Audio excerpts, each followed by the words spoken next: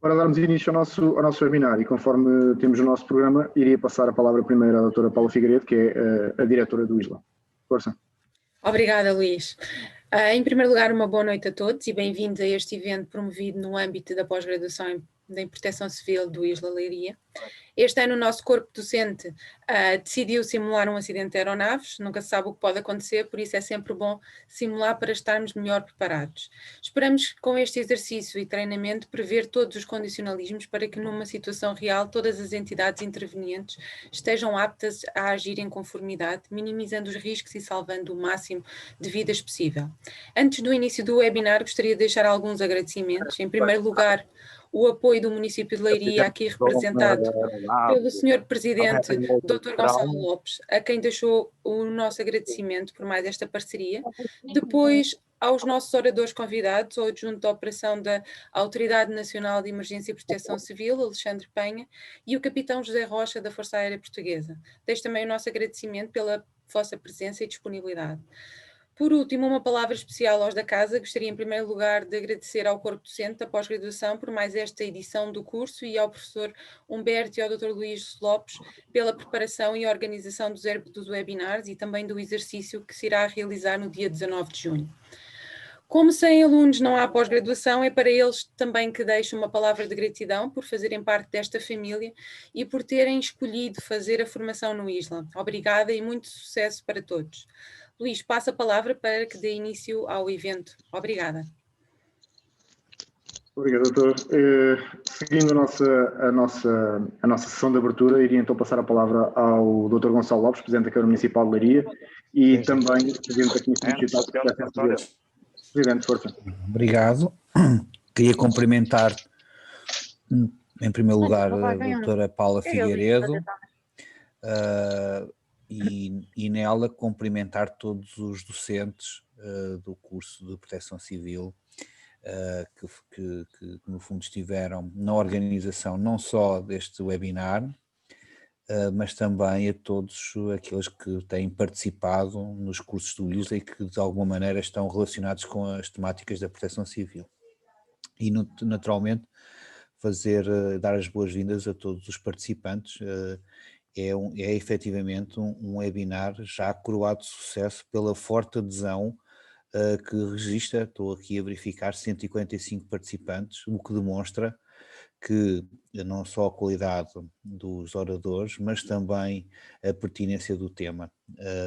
E nesse aspecto queria deixar aqui esse cumprimento a todos os que vão participar nas intervenções e, no fundo, registar com agrado a maneira como estes webinars ligados a este tema tão importante que é a proteção civil têm vindo a afirmar-se na nossa cultura de segurança como comunidade.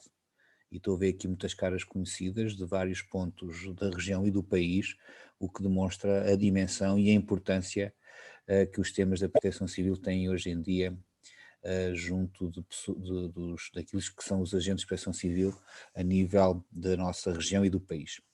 E desejar naturalmente que a sessão cumpra com os seus objetivos, não só teóricos, mas depois mais tarde práticos, uma vez que está previsto também simulações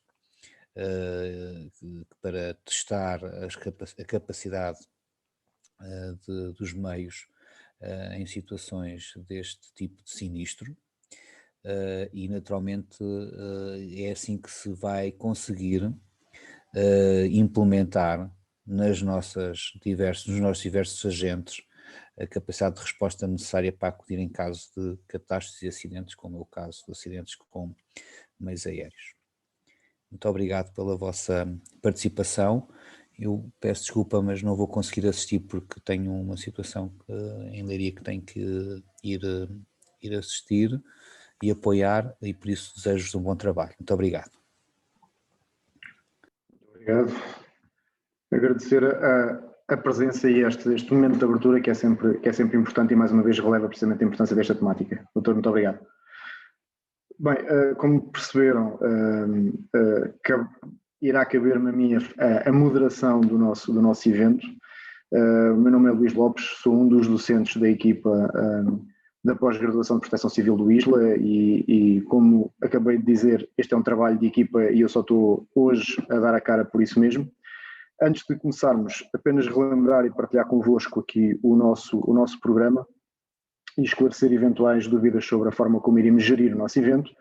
Como sabem, a nossa primeira intervenção estará a cargo do Adjunto Nacional Alexandre Penha, da Autoridade Nacional de Emergência e Proteção Civil, precisamente focada na Diretiva Operacional Nacional número 4, e depois teremos então uma intervenção por parte do Capitão José Rocha, piloto da Força Aérea Portuguesa, sobre acidentes com aeronaves militares.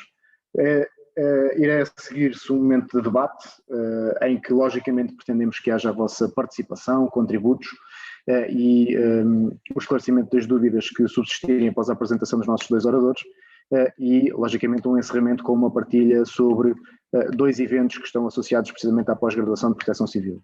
Queria pedir-vos que durante as apresentações e para não perdermos aqui o raciocínio, que mantivessem o vídeo e o micro desligado.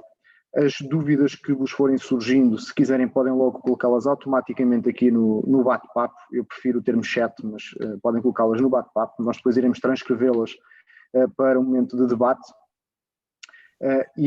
Sem mais delongas, iríamos então passar precisamente à primeira apresentação da noite, a cargo do Adjunto Alexandre Penha, que se disponibilizou hoje para estar aqui connosco, o que agradecemos desde já, a disponibilidade e certamente o contributo que ele irá dar.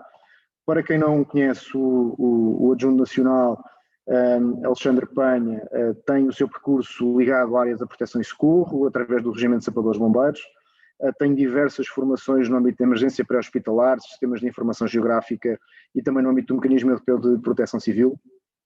Já participou em vários exercícios e missões internacionais, é licenciado em Gestão da Segurança e Proteção Civil pela Universidade Europeia e é mestre em Liderança, Pessoas e Organizações pela Academia Militar de Lisboa. Atualmente exerce a função de Adjunto de Operações Nacional no Comando Nacional de Emergência e Proteção Civil da Autoridade Nacional de Emergência e Proteção Civil. Dito isto, caro Adjunto Nacional, mais uma vez reforçar o agradecimento e, por favor, a apresentação neste caso não é o palco, porque o palco é virtual, mas tem a palavra e desde já mais uma vez reforçar o nosso agradecimento. Ora então, boa noite a todos. Antes de mais agradecer ao ISLA pelo convite que me foi feito e também não podia deixar de agradecer a presença de todos e especialmente pelo interesse de uma temática que não são incêndios rurais. Não é? Efetivamente acabamos por estar sempre a debater os mesmos temas, mas depois vamos esquecendo um bocadinho aquilo que são os riscos que são menos recorrentes, mas que também têm muito impacto. Nem cabe-me hoje falar um pouco sobre aquilo que é a Diretiva Operacional número 4, e eu vou partilhar aqui o meu ecrã convosco. Digam-me só se estão a conseguir ver. Ainda não, mas isto demora sempre um bocadinho. Isto normalmente, quando estamos com estas coisas da informática, o Murphy costuma ser sempre nosso amigo. E agora, já conseguem ver? Muito bem. Ok, já cá estamos. Portanto, cabe-me falar sobre a Diretiva Operacional Nacional número 4, a diretiva esta que foi homologada na Comissão Nacional de Proteção Civil no princípio deste mês. Esta é a segunda versão desta diretiva, portanto a primeira versão datou de maio, se não me engano, de 2013 e face aos eventos veio ter que ser renovada. No âmbito desta apresentação, a agenda que eu apresento será iniciar com um enquadramento daquilo que é esta diretiva, sobre a situação a que ela se associa e o quadro legal que está associado também à temática dos acidentes com aeronaves, depois passar um pouco sobre os fundamentos que estão associados à Diretiva Operacional número 4, falar sobre as entidades que não só colaboraram na realização desta diretiva, mas que efetivamente são elas que depois estão no terreno quando existe a situação com um acidente com uma aeronave, e, por último, falar sobre aquilo que é o que mais interessa dentro deste painel, que é a execução da diretiva, tanto em cada uma das suas fases, começando pela monitorização e alerta, passando pelos circuitos de comunicação e, por fim, sobre os procedimentos operacionais. Ora, em termos de situação, isto é conhecido de toda a gente. Os acidentes com aeronaves configuram aquilo que são situações de resolução complexa, não só pela tipologia de meio de transporte que está envolvido, mas também depois com tudo o que está associado, com o número de vítimas, com todas as ações que são necessárias fazer correr para levar a cabo para resolver um acidente destes. Portanto, elas exigem aquilo que é uma articulação eficaz entre todas as entidades que têm responsabilidade no âmbito, seja da busca e salvamento, seja na sua fase inicial da monitorização através dos serviços de tráfego aéreo, as entidades que têm a ver com a emergência médica, as forças de segurança, a proteção ambiental, a própria investigação do acidente, entre outros fatores que podem estar envolvidos dentro destes acidentes. E para além do mais, são sempre acidentes que têm uma elevada projeção mediática, o que traz aqui um fator de acréscimo dentro daquilo que é a complexidade na resolução destes eventos. Em 2019, esta era a situação que tínhamos, portanto, tal como eu disse anteriormente, tínhamos uma primeira versão da DON número 4, realizada em maio de 2013. Sobre ela correram vários testes, vários exercícios. Para além disso, desde 2013 até 2019, ocorreram diversos acidentes e incidentes com aeronaves que trazem aqui lições aprendidas que eram necessário integrar, e eu trago só aqui estes 4 que acabam por ser 4 dos fundamentais depois para a dinamização desta revisão da DON. Um deles em abril de 2017, a queda de uma avioneta sobre o Lidl em Tires, um incidente do Canadair dentro daquilo que era o combate aos incêndios rurais de Pedrógão em junho de 2017, o incidente com o Embraer da Air Astana, que acabou por depois aterrar na base aérea de Beja, e este ocorreu em novembro de 2018, e por último, aquele que acabou por ser mais preponderante para que houvesse a necessidade de rever a DON, a queda do heli do INEM, que ocorreu em dezembro de 2018 e que infelizmente causou a morte de toda a sua tripulação. Portanto, em termos de lições aprendidas, haviam várias situações que careciam que esta DON fosse corrigida, especialmente para que houvesse um melhoramento do documento vigente, que fossem corrigidas as incongruências e erros detectados durante o período de tempo em que a DON esteve ativa, e, por outro lado, a incorporação das lições aprendidas, isto sempre numa lógica de um processo de melhoramento contínuo.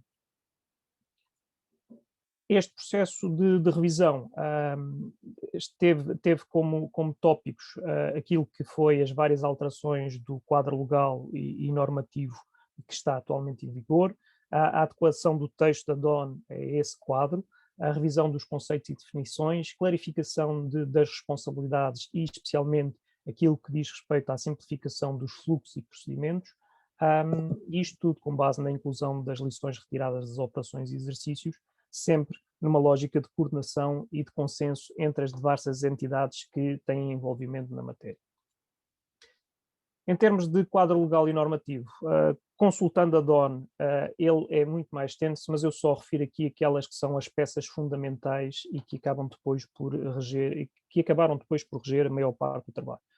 Começo por aquilo que é o Sistema Integrado de Operações de Socorro, o Decreto-Lei 62 de 2013 na sua atual redação, a Lei 253 de 95 do Sistema Nacional de Busca e Salvamento Aéreo, o Decreto-Lei 318, já alterado pelo 149, com os princípios da investigação e segurança de acidentes e incidentes em aeronaves civis, o Decreto-Lei 36, que versa sobre a Convenção sobre a Aviação Civil Internacional, o decreto do Governo 32 da Convenção Internacional para a Busca e Salvamento Marítimo, a Diretiva Operacional Nacional número 1, do Dispositivo Integrado de Operações de Proteção e Socorro da ANEPS, a Diretiva de Articulação dos Serviços de Busca, Salvamento Marítimo e Aéreo, o Protocolo Quadro Bases Gerais da Cooperação entre a Marinha, Força Aérea e a Autoridade Nacional de Emergência e Proteção Civil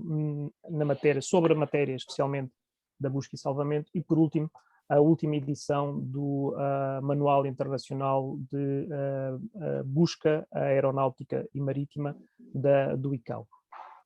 Estes acabaram por ser aqueles que foram os documentos que imprimiram a lógica de alteração nesta DON e que vêm depois aqui ditar aqueles que são os fundamentos principais. E começamos por aquele que acaba por estar muito associado ao alerta destas situações e que o quadro legal e de regulamentação internacional define que atualmente os órgãos dos serviços de tráfego aéreo, denominados de STA, são responsáveis pelo serviço de alerta às aeronaves e cabe-lhes a eles, como entidade primária, a notificação das entidades competentes depois para aquilo que são os serviços de busca e salvamento e até à capacidade de resposta, cabe-lhes também providenciar a assistência adequada às aeronaves.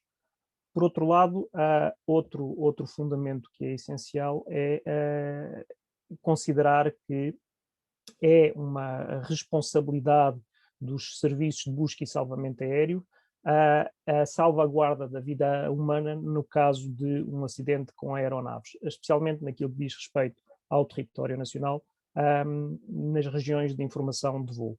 Esta função, decorrendo da Lei 253/95, cabe ao Rescue and Coordination Center de Lisboa, que é uma estrutura da Força Aérea Portuguesa. Por outro lado, cabe então, e não sendo a competência total da gestão das operações de socorro e da execução das operações de socorro deste serviço de busca e salvamento, existe a necessidade de haver uma estrutura auxiliar deste sistema, que acabam por ser os nossos agentes de proteção civil, e que, no decorrer da sua função, tem o dever de cumprir aquilo que são os procedimentos operacionais que já estão definidos para as outras ocorrências, nomeadamente aqueles que estão previstos no âmbito do Sistema Integrado de Operações de Socorro. Ora, no que diz respeito à resposta aos acidentes, nós podemos dividi-los aqui em 5 atividades principais. A primeira começa, então, pela lógica da monitorização, ou seja, o acompanhamento da evolução dos voos em espaço aéreo sob a responsabilidade nacional, e que é efetuado de forma permanente pelos STA da Navegação Aérea de Portugal e da Força Aérea, assim como pelo Sistema de Defesa Aérea Nacional. Por outro lado, o segundo momento daqui da resposta ao acidente passa por aquilo que é a lógica do alerta, em que é a responsabilidade também, a responsabilidade primária dos serviços de tráfego aéreo ou do Sistema de Defesa Aérea Nacional a desencadear o alerta inicial para aquela que é a entidade responsável pelo serviço de busca e salvamento aéreo, ou seja, o RCC Lisboa. No entanto, há aqui um senão que é a fonte desse alerta. Muitas das vezes essa fonte pode ser, e como o exemplo já que tivemos em termos de acidentes com aeronaves, essa fonte de alerta pode ser externa aos serviços de tráfego aéreo e cabe aí haver uma interligação entre todas as fases, de maneira a que a informação rapidamente chega àquela que é a entidade com o dever de coordenar todos os momentos iniciais da resposta ao acidente da aeronave, ou seja, ao RCC. É o RCC que, por sua vez, decorrente do alerta relativo à queda da aeronave, e especialmente em situações cuja posição ainda não é conhecida, tem a responsabilidade de garantir a eficácia da organização dos recursos a empenhar nesta busca.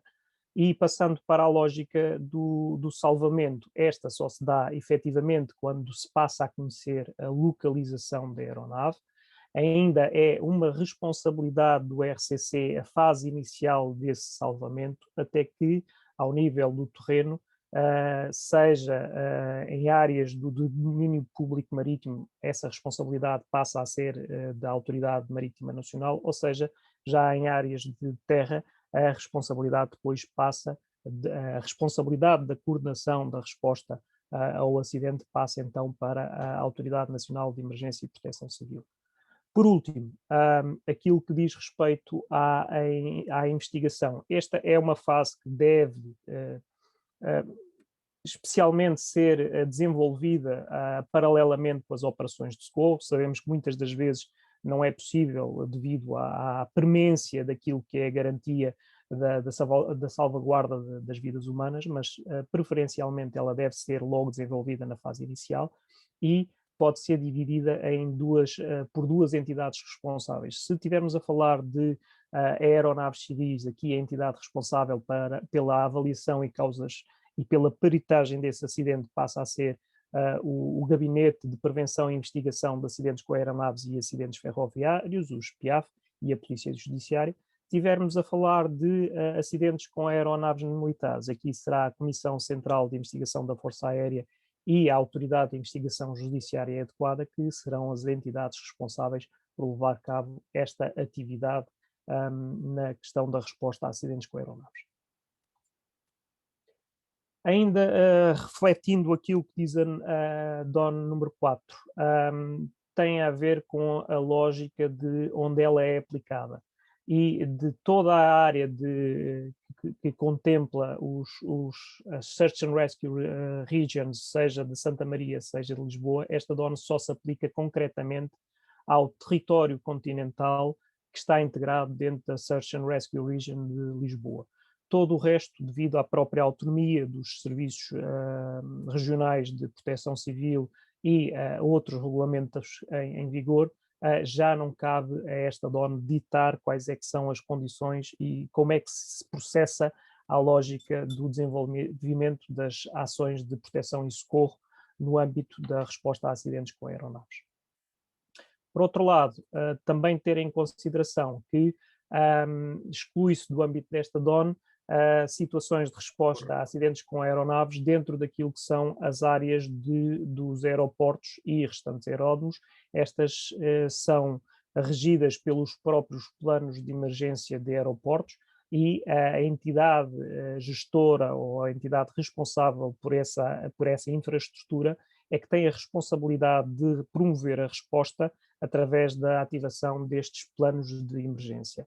Ter em consideração que os procedimentos previstos nos planos de emergência de aeroportos abrangem para além daquilo que é o perímetro das infraestruturas e vão até 1 km de raio calculado a partir do início da pista e 1 km calculado a partir do início do fim da pista, podendo estas distâncias ser estendidas sempre que as condições permitam a progressão dos meios de salvamento que estão associados às infraestruturas aeroportuárias para fora daquele que é o perímetro da infraestrutura aeroportuária. Em termos de entidades envolvidas, tanto na concepção da DON como também naquilo que são as ações de proteção e socorro, elas são várias, eu não vou aqui focar todas, vou focar só alguns aspectos fundamentais. Começo pela própria Autoridade Nacional de Emergência e Proteção Civil, que tem uma dupla função, através das diversas unidades orgânicas da ANEPC, a responsabilidade do planeamento, da sensibilização e da informação pública, mais relacionado com aquilo que é a parte operacional. O Comando Nacional, os comandos regionais e os comandos distritais terão que garantir aquilo que é a permanente articulação com o RCC Lisboa, a monitorização da situação nacional e o despacho de meios, incluindo o acionamento das equipas de reconhecimento e avaliação da situação assim que acontece um acidente com uma aeronave. Por outro lado, é responsabilidade também da ANEPC os contactos, a garantia da existência de contactos entre as várias entidades competentes e auxiliar na coordenação e interligação de todas elas. Chamo também a atenção para aquilo que é a responsabilidade da Autoridade Marítima Nacional, que, por um lado, tem a responsabilidade de apoiar as missões de busca e salvamento que se desenvolvam dentro daquilo que é o domínio público marítimo, em coordenação com o RCC, e, por outro lado, assumir a função de comandante das operações de socorro sempre que as ações se estabeleçam nesse espaço. Esta assunção do COS deve ser feita sempre em articulação com a Autoridade Nacional de Emergência e Proteção Civil. Por outro lado, chama a atenção também para aquilo que é a responsabilidade das câmaras municipais enquanto entidades que têm uma competência de apoio técnico e logístico dentro daquilo que é a sua área geográfica. Claro está que nada disto é possível de fazer sem aqui a participação dos corpos de bombeiros, cuja competência será o desenvolvimento tanto de ações de busca e resgate no apoio ao RCC, como depois naquilo que é o socorro providenciado dentro do teatro de operações, e aquelas que são as entidades principais que apoiam os bombeiros nas suas funções, sejam ela a Cruz Vermelha Portuguesa ou a Força Especial de Proteção Civil. Por outro lado, cabe às forças e serviços de segurança, e integramos dentro deste grupo a GNR, a Polícia de Segurança Pública, a Polícia Judiciária e o CEF. Numa primeira fase, estas entidades podem apoiar as missões de busca com eras no terreno, mas efetivamente aquilo que é o seu papel fundamental é a garantia da segurança no local, para que se possam desenvolver as ações de proteção e socorro, e, por outro lado, a preservação do local do acidente e dos destroços da aeronave, para que depois possam fazer as devidas diligências para a investigação das causas. Por outro lado, também podem ser uma entidade que auxilia no estabelecimento de corredores para a evacuação e no apoio à evacuação de pessoas da área. O GPAF, tal como eu falei anteriormente, acaba por ser a entidade responsável aqui por tudo o que diz respeito à investigação de segurança de acidentes e incidentes com as aeronaves civis, e o INEM cabe-lhe a ele coordenar toda a atividade de segurança em ambiente pré-hospitalar, seja ele na lógica da triagem, seja ele depois na lógica da prestação dos cuidados de emergência pré-hospitalar, bem como a montagem de todas as infraestruturas de apoio a estas ações. Cabe também ao INEM organizar e coordenar o apoio psicológico de emergência, tanto às vítimas como a pessoas que possam ter assistido ao acidente, como mesmo aos familiares das vítimas. Por último, chamar aqui a atenção para a participação do Laboratório Nacional de Engenharia Civil como entidade que vem garantir o suporte técnico na definição de procedimentos necessários para a contenção de danos e minimização de situações de risco em possíveis estruturas afetadas pelo próprio acidente. Estas são só algumas das funções de entidades envolvidas. Poderíamos passar aqui muito mais tempo a tentar escautelar todas as outras, mas acabam por ser aquelas que são preponderantes para o que estamos aqui hoje a falar.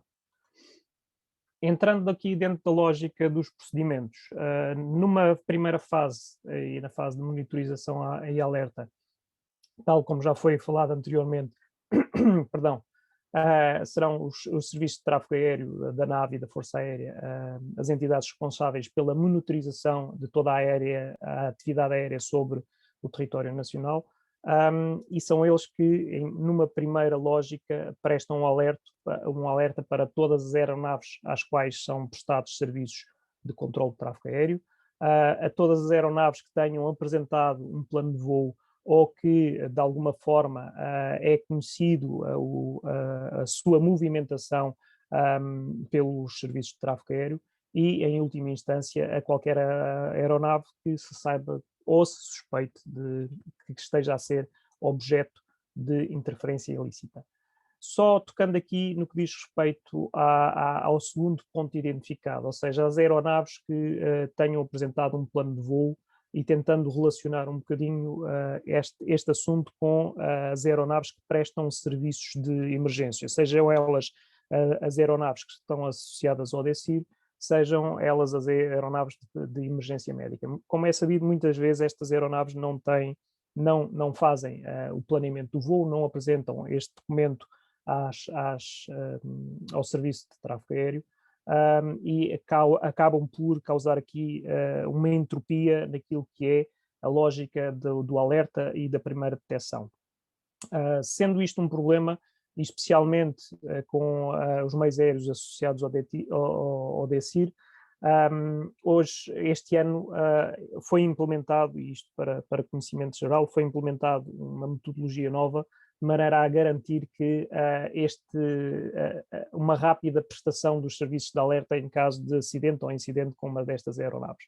Ou seja, a partir deste ano, através de uma carta de operação que foi assumida por todos os operadores de aeronaves afetas ao dispositivo integrado, ao dispositivo especial de combate a incêndios rurais, há procedimentos de contacto rádio entre estas aeronaves e os serviços de informação de voo ou com o serviço de controle de tráfego aéreo, de forma a que, se acontecer qualquer coisa rapidamente, seja decretado o alerta, ou por outro lado, e seguindo aquele exemplo que eu dei no início da situação com o Canadair em 2017, possa ser rapidamente confirmado se existe ou não alguma situação que não é expectável com aquele meio aéreo. Portanto, esta é uma nova introdução dentro da lógica do DECIR e que esperemos que venha a ser aqui um elemento facilitador. Dentro ainda da lógica da monitorização e alerta, tal como já foi falado anteriormente e que deve ser frisado, os órgãos de tráfego aéreo são os responsáveis pela notificação do Rescue Center de Lisboa, sempre que uma aeronave tenha a necessidade de intervenção de um serviço de busca e salvamento aéreo. Mas, tal como nós sabemos, estas não são as únicas fontes de alerta. Podemos ter testemunhas do acidente que relatem a situação através do 112. Os próprios corpos bombeiros e as centrais dos corpos bombeiros podem ser recipientes de informação de uma possível queda de uma aeronave. As forças e serviços de segurança também podem ser aqui uma fonte de alerta. Nestes casos, cabe-lhes a estas entidades fazer com que a comunicação seja rapidamente reencaminhada e sem demora para o RCC Lisboa. Este foi um dos fatores que foi identificado em 2018 como um fator preponderante para o atraso à resposta do acidente do Heli do INEM. Houve várias entidades a trabalhar em simultâneo com a possibilidade de uma queda de uma aeronave, mas não houve uma interligação dessa informação e, especialmente, o RCC só tardiamente foi informado para poder desenvolver aquilo que é a sua responsabilidade de coordenação na área da busca e salvamento. Portanto, um dos fatores que esta nova DON, ou esta revisão da DON veio trazer, é aqui o reforço naquilo que deve ser o circuito de comunicação para o alerta, em que implica que todas as entidades tenham a responsabilidade de rapidamente informar o RCC de qualquer situação que possa estar associada com a queda de uma aeronave. Mesmo quando o circuito não funcione corretamente, diretamente para o RCC, há sempre a possibilidade de haver um circuito de comunicação alternativo que passa pela lógica da comunicação rápida para a Autoridade Nacional de Emergência e Proteção Civil e depois do Comando Nacional fazer essa passagem de informação para o RCC Lisboa. O RCC Lisboa, por sua vez, também tem a responsabilidade de manter a Autoridade Nacional de Emergência e Proteção Civil informada dos alertas que receba relativamente à queda das aeronaves, assim como de todos os procedimentos desenvolvidos para que se possa ser feita a posterior coordenação entre as diversas entidades. Naquilo que diz respeito aos circuitos de comunicação para a coordenação das operações, e vamos dividi-lo aqui em duas fases. Numa primeira fase, enquanto o RCC Lisboa for a entidade responsável por aquilo que é a coordenação das ocorrências, cabe ao RCC fazer o contacto direto com cada uma das entidades que fazem parte do sistema auxiliar do Serviço de Busca e Salvamento Aéreo. Sabemos que muitas das vezes não é fácil este circuito de comunicação, por isso podemos optar por aquilo que é um circuito de coordenação delegada, e este circuito de coordenação vai ser feito através da ANPC e especialmente através do Comando Nacional e dos comandos distritais, onde toda a informação deve ser interligada entre as várias entidades que possam estar aqui envolvidas dentro do âmbito da resposta a este tipo de acidentes. Numa fase em que a ANEPS assume as operações e o controle das operações no terreno, este circuito substancialmente facilita-se e passa a ser a Autoridade Nacional de Emergência e Proteção Civil a fazer o contacto direto e a coordenação direta com as várias entidades envolvidas, cabendo-lhe só depois informar o RCC continuamente do desenvolvimento dessas operações. Entrando mais especificamente dentro daquilo que é os procedimentos e pegando aqui dentro daquilo que é o fluxograma que está determinado dentro da NOP para facilitação, pelo menos da fase inicial destas operações. Há sempre duas questões importantes e que depois determinam todo o seguimento e desenvolvimento das operações. A primeira delas releva-se com aquilo que é a perceber se o acidente ocorreu dentro ou fora daquilo que é o domínio público marítimo.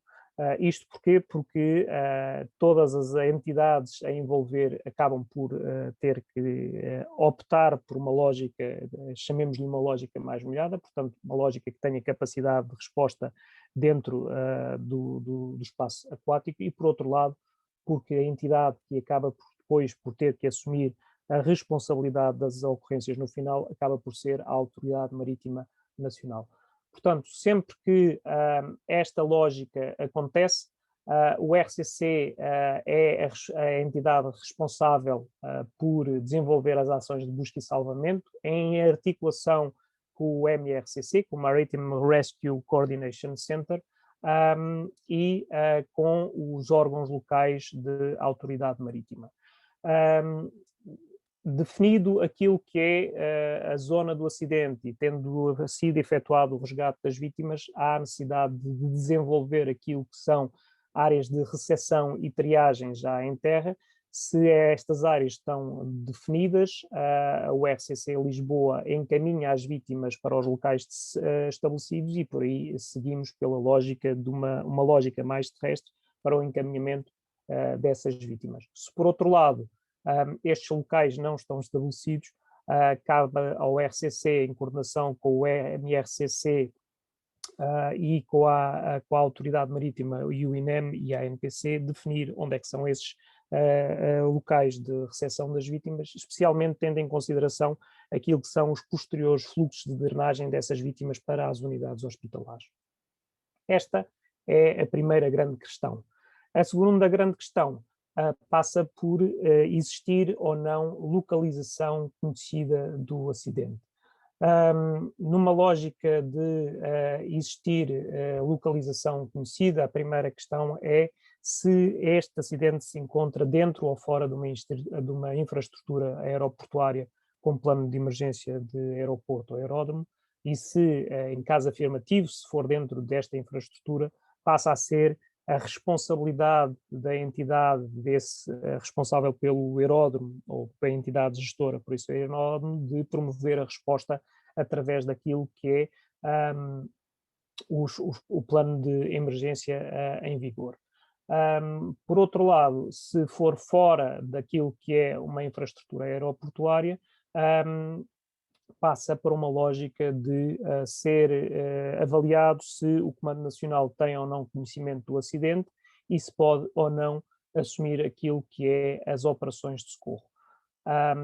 Por outro lado, e voltando ainda acima à lógica deste diagrama, se a localização não for conhecida, acaba por ser responsabilidade do RCC Lisboa de desenvolver as ações de busca e salvamento e da determinação do local onde caiu a aeronave, continuando sempre numa lógica de coordenação com o Comando Nacional, e isto vai-se passando até que haja, por parte da ANPC, um assumir das operações em terra.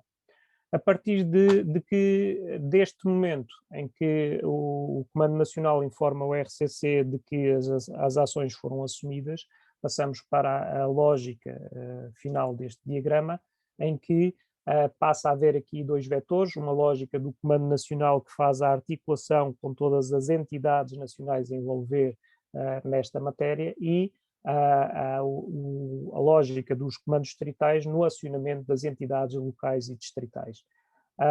Disto decorre aquilo que é a montagem do posto de comando no local e as primeiras forças no terreno presentes no TO têm a responsabilidade de iniciar os procedimentos de socorro. E isto deve ser feito sempre numa lógica de continuidade da informação pelos fluxos que já falámos anteriormente, de forma a que o RCC se mantenha sempre informado. Depois de estar já garantida a lógica de coordenação das ações no terreno, passamos para a lógica de uma montagem de perímetro de segurança e de corredores de evacuação, a responsabilidade daquilo que são as forças e serviços de segurança, as ações de socorro, responsabilidade dos corpos de bombeiros, os cuidados às vítimas e a montagem de zona de beleza e de apoio psicológico por parte do Instituto Nacional de Emergência Médica, a avaliação em segurança de estruturas, caso elas estejam em risco, por parte do Laboratório Nacional de Engenharia Civil, e toda a parte da mortuária, que é a responsabilidade do Instituto Nacional de Medicina Legal e Ciências Forenses. Por outro lado, tal como foi falado anteriormente, aqui há a necessidade de proteger os destroços e garantir que as ações depois de investigação possam ser feitas a posteriori.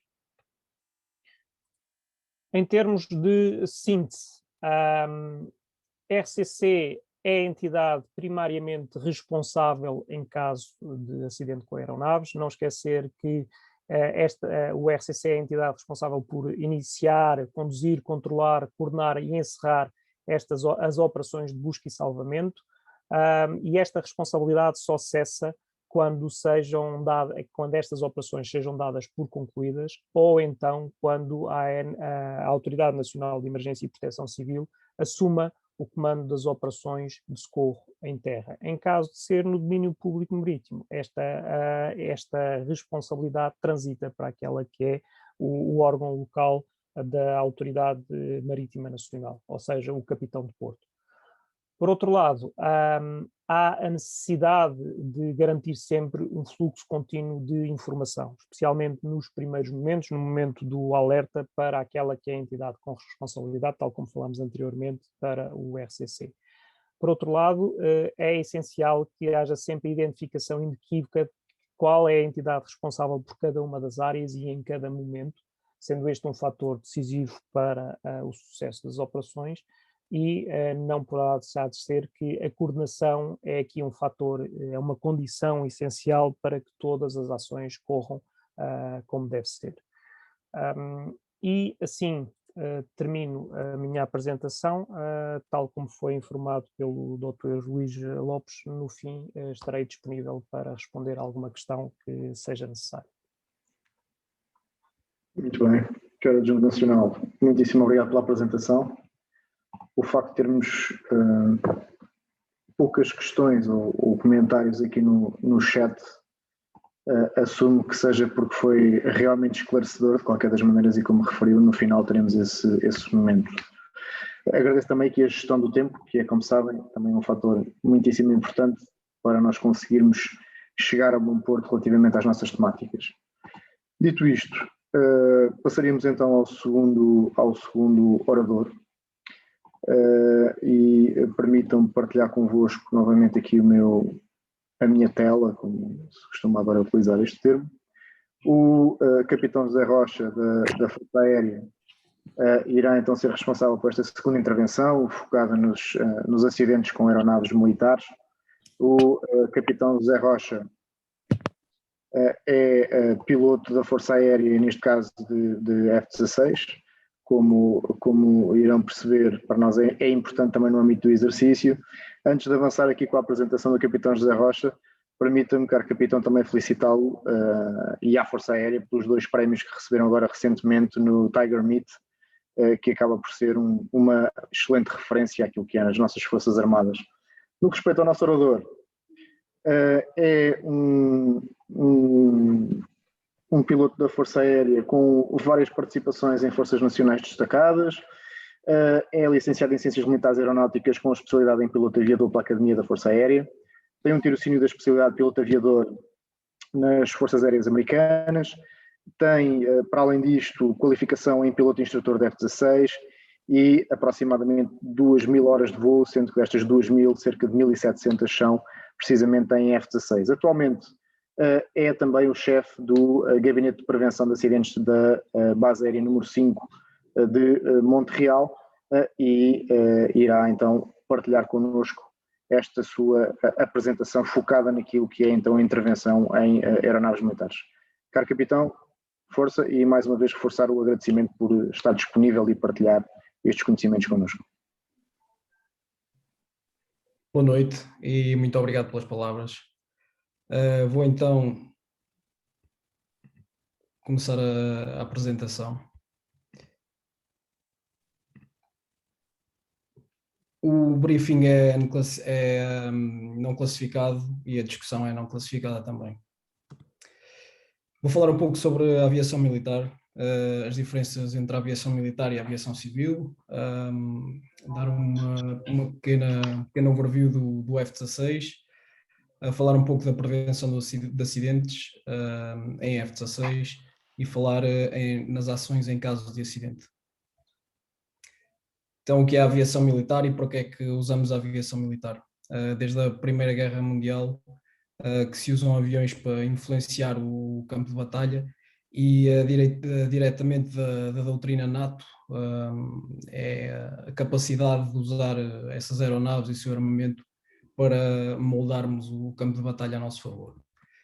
O que é que isto traz? Traz-nos que a aviação militar tem muitas diferenças da aviação civil, nomeadamente o tipo, perfil de voo, o tipo de aeronaves e o equipamento e o armamento dessas mesmas aeronaves. O tipo de voo e perfil de voo que nós fazemos, nomeadamente na aviação de caça, potenciam o acidente. Voo baixo ou voo com manobras bastante apertadas, logo potenciam o acidente. E com isto dito, o F-16 e já no âmbito do exercício, quais são os perigos que uma aeronave destas, em caso de queda, em caso de acidente, apresentam ao local onde cair? Falamos há pouco do acidente do Piper no Lidl. O Piper é uma aeronave que pesa cerca de 600 kg e leva cerca de 100 litros de combustível.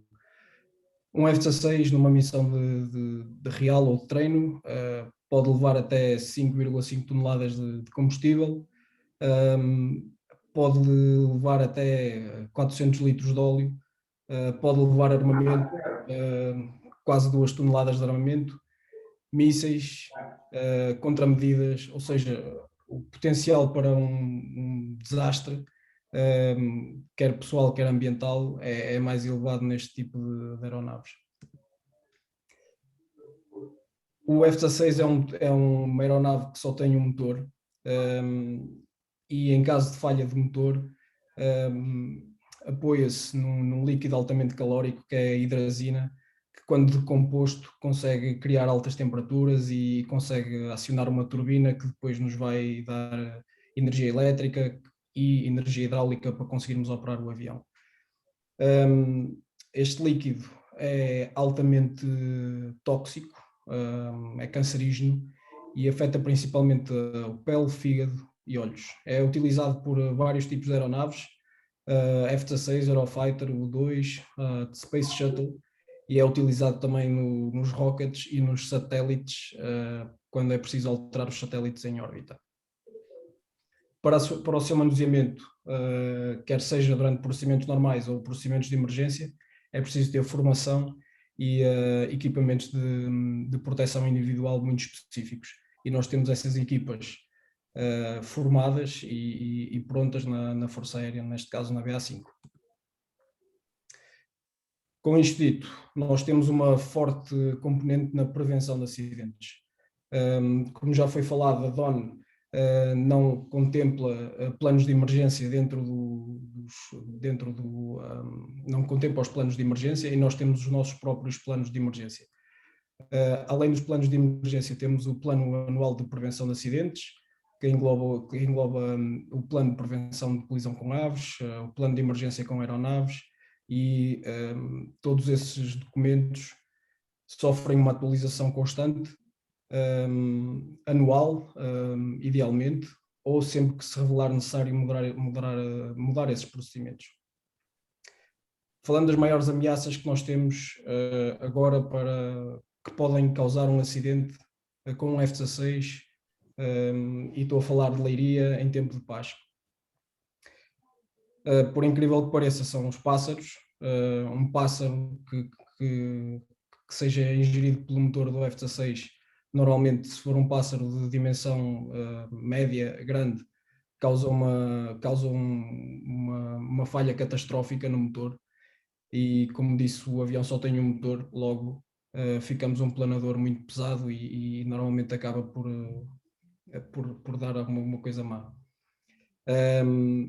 Outra coisa são falhas mecânicas, e daí as falhas mecânicas serem monitorizadas constantemente pelo nosso gabinete de prevenção de acidentes, e temos uma aposta muito forte na parte da manutenção dos aviões.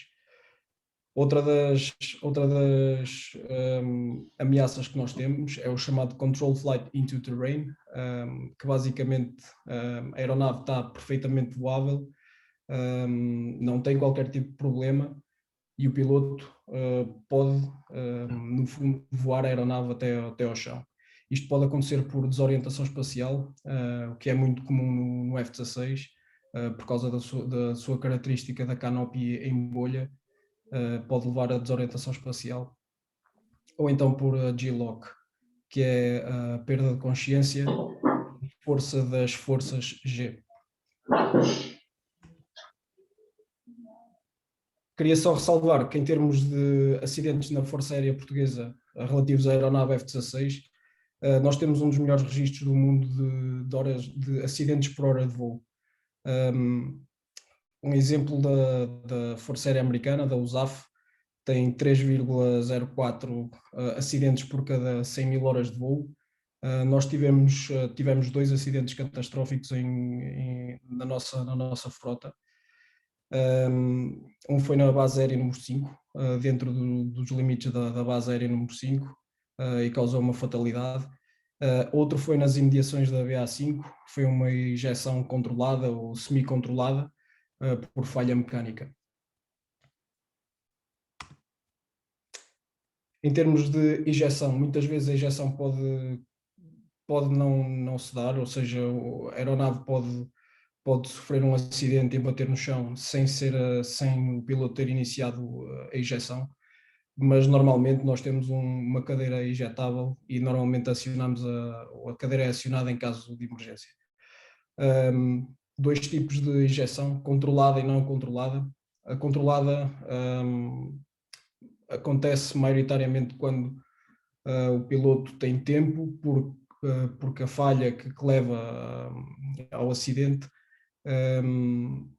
consegue, ou seja, o avião consegue voar durante algum tempo e conseguimos apontar o avião numa direção segura, ou seja, para uma floresta, para uma área não habitacional. Isto pode ser derivado a falhas de vários sistemas, desde o motor, ou o trem de aterragem, ou até o sistema de combustível. A injeção não controlada, ao invés, é premente e tem que ser uma ação imediata. A aeronave não está controlável, e isso pode ser desde graves danos estruturais até falha de motor imediatamente após a descolagem. Ou seja, sem cobrir todos os tipos de emergência que nós temos, mas para deixar só a ideia que, se nós nos injetarmos, em maior parte das situações vamos conseguir apontar o avião ou ao mar, ou uma floresta, ou um sítio que não tenha habitações. Falando um pouco das ações em caso de acidente. No fundo, as nossas ações estão divididas na ativação do sistema de alarme, no salvamento, na investigação e na recuperação. Como já foi abordado anteriormente pelo adjunto Alexandre Penha, o alerta, a monitorização, alerta, busca, salvamento e a investigação, basicamente são estas as fases em que nós dividimos as nossas ações em caso de acidente. Eu não me vou focar em todas as fases, não vou falar muito na ativação do sistema de alarme, não vou falar muito na investigação de acidentes, nem vou falar muito da recuperação, quer da aeronave, quer no local. Vou-me sim focar na fase mais importante que eu penso que seja aqui para o exercício, que é a parte do salvamento. Cabe ainda referir que deixo-vos aqui um mapa, basicamente o Dr. Lopes falou há pouco do Tiger Meet. Isto foram as áreas que nós utilizamos durante o Tiger Meet em Beja há cerca de 2 semanas. Ou seja, desde a Ponta de Sagres até Freixo de Espada à Cinta, nós tínhamos aeronaves a voar neste espaço aéreo todo. Portanto, a maior parte dos acidentes não se dão na área do aeródromo, dão-se sim fora da área do aeródromo. Com isso dito, eu vou-me focar, mais uma vez, no âmbito do exercício, num acidente fora da área do aeródromo, mas dentro do tal quilómetro que é da responsabilidade de cada aeroporto ou de cada base aérea ter o plano de resposta. Eu vou-me focar mais nessa parte. Na base aérea número 5, não limitamos a nossa ação a 1 km, muito por força da tipologia de terreno, ou seja, é terreno muito plano, de fácil acesso ou relativamente fácil acesso às viaturas de resposta. Nós usamos as 5 milhas, 8 km, como área de ação para as nossas equipas de resposta.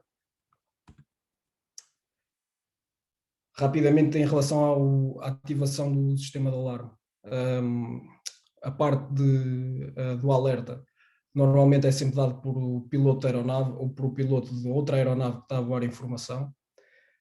A parte da localização, no caso de estarmos a voar com 2 aviões, 2 ou mais aviões, é facilmente feito por uma das aeronaves que não tenha emergência, quer seja por meios visuais, quer seja por recurso a equipamentos eletroópticos. Essa ativação pode também ser feita por meios externos à FAP, como já foi referido anteriormente. O controlador do aeródromo ativa o sistema primário de alarme e o núcleo das operações da BA5 ativa o sistema secundário de alarme. Em termos gerais, o nosso sistema primário de alarme está muito focado para a salvaguarda da vida humana e o sistema secundário de alarme para o resto. Ou seja, o sistema primário de alarme é o mais importante. O importante aqui é a comunicação e as linhas de comunicação desimpedidas para uma comunicação rápida, eficiente, concisa, para conseguirmos ter ações rápidas também. A localização, mais uma vez, é o membro da formação que vai ser o On-Scene Commander até chegarem os meios de socorro, ou recebido por outros meios. Normalmente estes outros meios são uma chamada telefónica de alguém que normalmente não consegue dizer muito bem onde é que as coisas aconteceram. Focando-me então agora na fase de salvamento. Então, a fase de salvamento, o que é que nós temos? Temos os nossos bombeiros que fazem combate a incêndios e o salvamento. Temos uma equipa que vai tratar da parte da hidrazina, que vai determinar a contaminação da área, determinar se há contaminação ou não e se houver contaminação, controlar essa tal contaminação. Temos também uma equipa de armamento que vai determinar o estado do material explosivo, quer seja das contramedidas, chaff ou flare, ou do armamento que possa existir na aeronave. Temos os elementos da secção de saúde, que vão salvar possíveis feridos, e temos a segurança feita pela Polícia Aérea, que vai, no fundo, vai controlar acessos e estabelecer um perímetro de segurança. Em caso de um acidente fora da área do aeródromo, dentro das tais 5 milhas que já referi, as ações, isto está, basicamente trouxe as ações que temos no nosso plano para acidentes com aeronaves. Temos uma reunião num ponto de encontro na BA5. Temos a formação da coluna militar, com todos os meios que integram essa coluna, onde será determinada a melhor rota e acesso até o local do acidente. Quando essa coluna está formada, há a saída para o local do acidente, com a ressalva de que as forças que vão iniciar o combate a incêndios imediatamente, se ele for visível da área do aeródromo, por fumo ou fogo, saem imediatamente para imediatamente começarem a fazer o combate ao incêndio.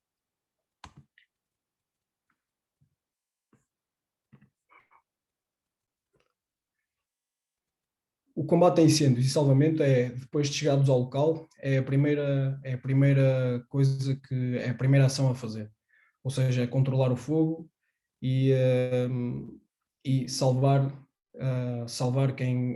vidas se for aplicável. Normalmente, no caso da injeção, dependendo do ângulo de ataque quando se dá a injeção, o piloto pode ficar muito longe ou muito perto dos destroços da aeronave. Normalmente fica bastante longe, fora do perigo de incêndio. Mas, dependendo também mais uma vez, do ângulo de ataque, pode ficar relativamente perto, sendo necessário fazer o salvamento desse piloto.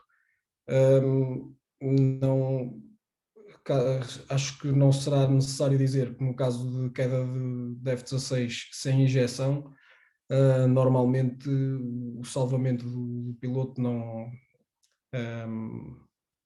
acontece. Depois de ultrapassado o risco de incêndio e por ordem do chefe de socorro, que há de ser a pessoa e a entidade que vai gerir toda esta fase de salvamento, aí sim entra a equipa de hidrazina. E essa equipa o que vai fazer é determinar a contaminação da área. Ou seja, temos o ataque a incêndios, depois do incêndio estar controlado, há determinação e determina-se se a área está contaminada por hidrazina. A hidrazina no F-16 está contida num depósito estanque. Em caso de acidente, esse depósito pode rebentar, pode ter uma fuga e fazer alguma contaminação da área.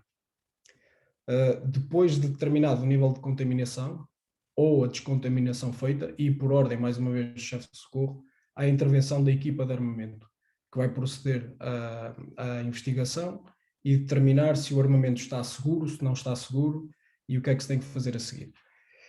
Da mesma forma que a hidrazina está contida num depósito estanque, qualquer armamento que nós levemos em voo, ou que o F-16 leva em voo, não explode ao fazer contacto com o chão. Para o armamento sofrer uma explosão, tem que ter uma série de passos e é tudo controlado por espoletas e com meios de segurança. Ou seja, uma aeronave que tenha uma bomba ou qualquer tipo de armamento nas asas, ao cair ou ao bater no chão, não quer dizer que esse armamento vai explodir imediatamente, mas também não quer dizer que ele esteja seguro. Daí termos esta equipa para depois proceder à intervenção. Simultaneamente, estes são basicamente os passos que nós temos.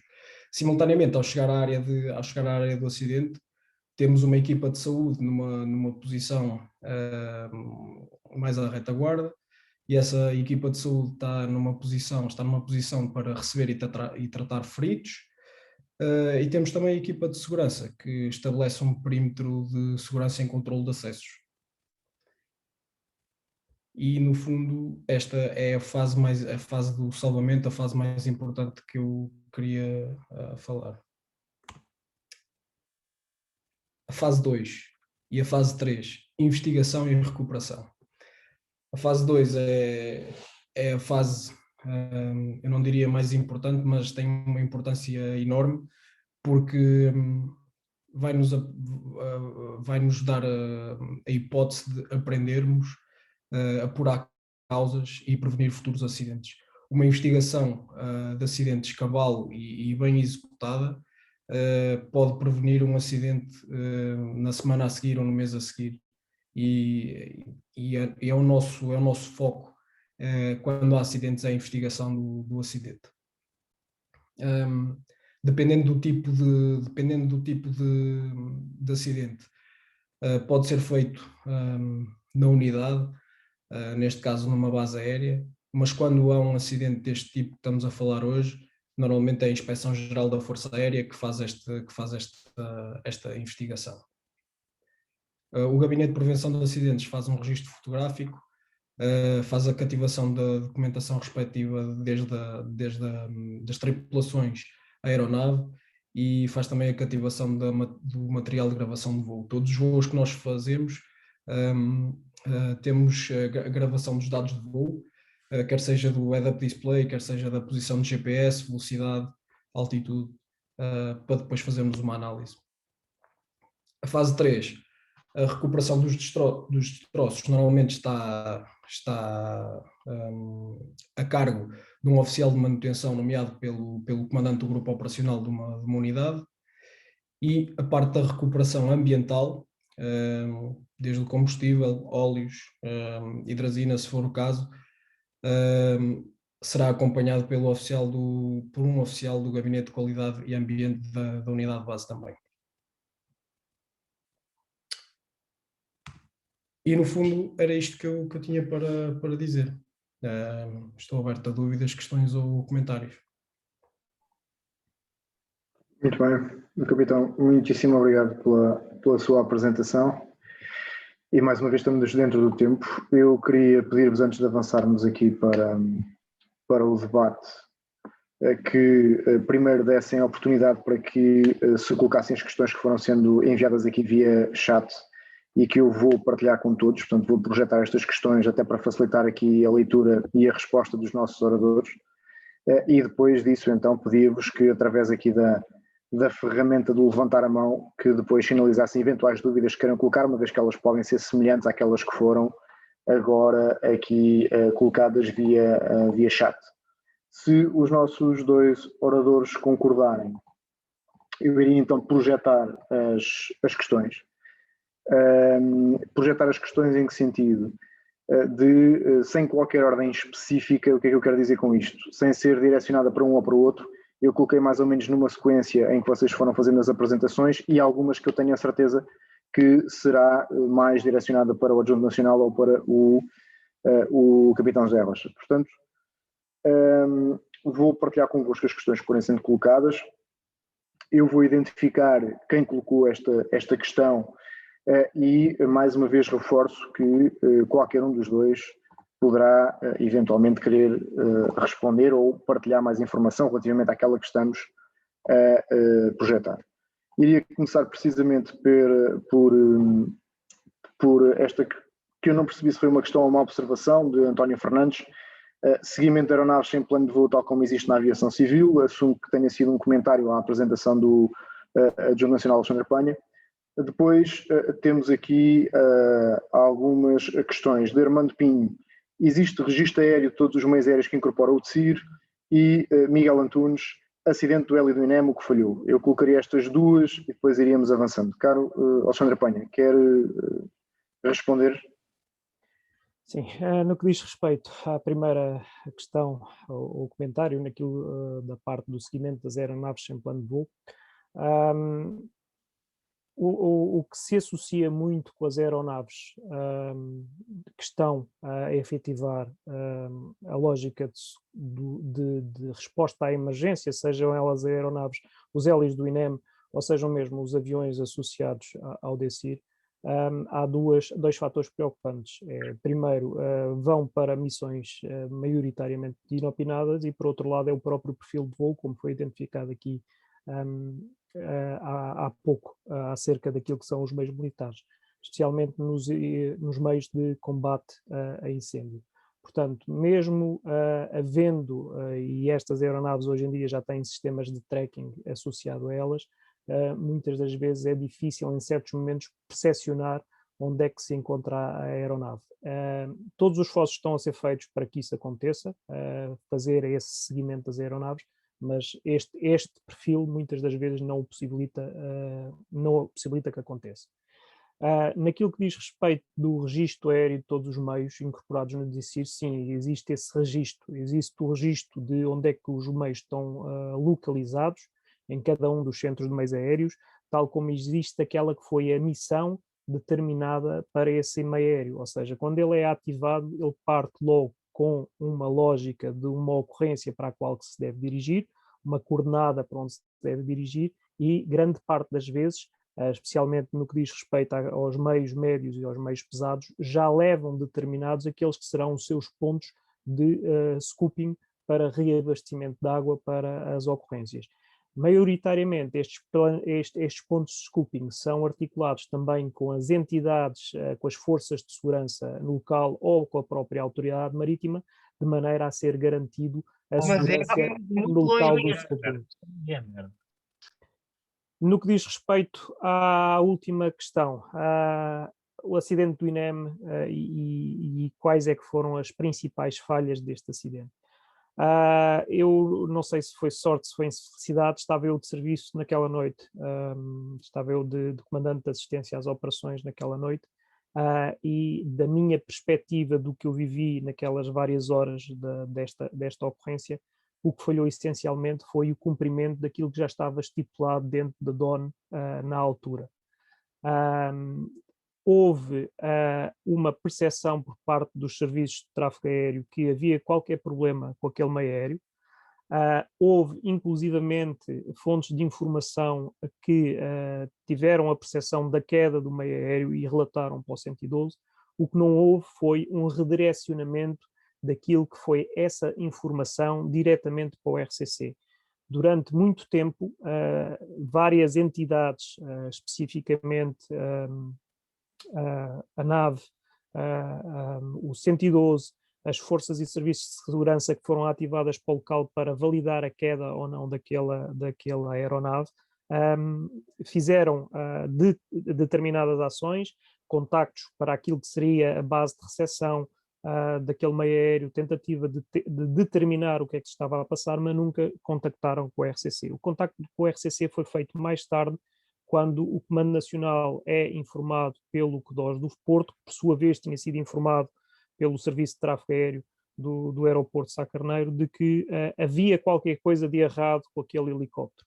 E assim que se recepcionou esta informação, aí sim foi posto em andamento aquilo que era o que estava determinado na DON 4, que era a informação para a entidade com responsabilidade na coordenação primária da ação de busca e salvamento, e foram disputados os meios para o local.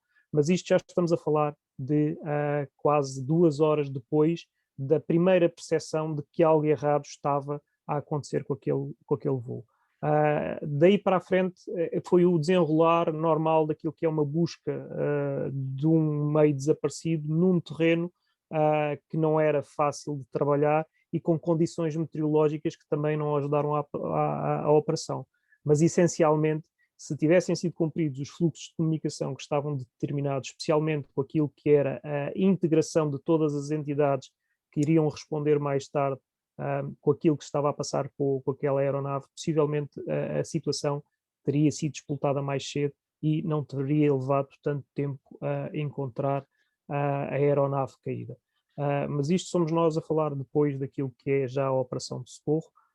mas essencialmente existem diretivas por algum motivo, e esse motivo é a facilitação das operações quando tudo o resto não nos está a ajudar, e neste caso concreto o terreno ser uma operação noturna e a meteorologia que também era adversa.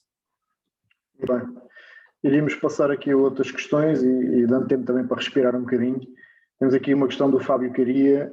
No combate a incêndios em aeronaves continua a ser utilizado o espomífero A3F. Do Armando Pinho, caso aconteça um acidente com uma aérea do DECIR, de quem é a responsabilidade da busca e salvamento? E também do Armando Pinho, acidente com Canadair em agosto passado, que se passou em Focas, chegou primeiro, parte do princípio que seja uma observação. Portanto, punha agora estas três questões que novamente são direcionadas para o Alexandre Penha. No caso da primeira, combate a incêndios de aeronaves, a utilização dos PMIF 3F, eu não sou especialista na matéria, portanto aqui não me sinto confortável para poder responder especificamente a esta questão. Eu não sei se depois existe a possibilidade de alguém poder esclarecer isto. No caso de um acidente com meio aéreo no DECIR, de quem é que é a responsabilidade pela busca e salvamento? Mais uma vez, voltamos àquilo que é o fluxo de procedimentos. A responsabilidade primária acaba por ser o RCC até que seja definido o local da queda e até que essa responsabilidade, já com meios no terreno, passe a ser da ANEPC. Mas, efetivamente, aquilo que determina a DON será sempre a responsabilidade primária do RCC. No caso do acidente do Canadair em agosto passado, o que se passou? Várias coisas se passaram, porque é que a EFOCA chegou em primeiro lugar. Estamos a falar de a utilização de um meio aéreo junto à fronteira. O meio aéreo efetivamente acaba por cair em aquilo que é território espanhol e aí se desenvolvem todos aqueles que são a responsabilidade de resposta. Se não me engano, a primeira equipa a chegar junto do Canadair caído nem sequer foi a Infoca. A primeira equipa a chegar junto do Canadair caído foi a equipa que estava com o meio aéreo de coordenação, o helicóptero, o Koala da Força Aérea, com um elemento da FEB que faz a coordenação aérea neste tipo de acidentes, e foram os primeiros a chegar ao local e que prestaram inclusivamente aquilo que foram as manobras de reanimação ao ferido mais grave que se encontrava em paragem cardiorrespiratória. Mas estamos a falar daquilo que é um acidente numa zona que tem a limitação de estar já fora daquilo que é responsabilidade primária, até daquilo que diz respeito aquilo que está determinado na DON 4, porque ele acaba por cair em território espanhol. Muito bem. Não querendo pressionar, até porque não é esse o objetivo, mas eu coloquei por esta sequência. Temos ainda, e depois fazemos aqui um interregno para outras. Alexandre Sousa, boa noite em casa, acidente fora da área de aeródromo.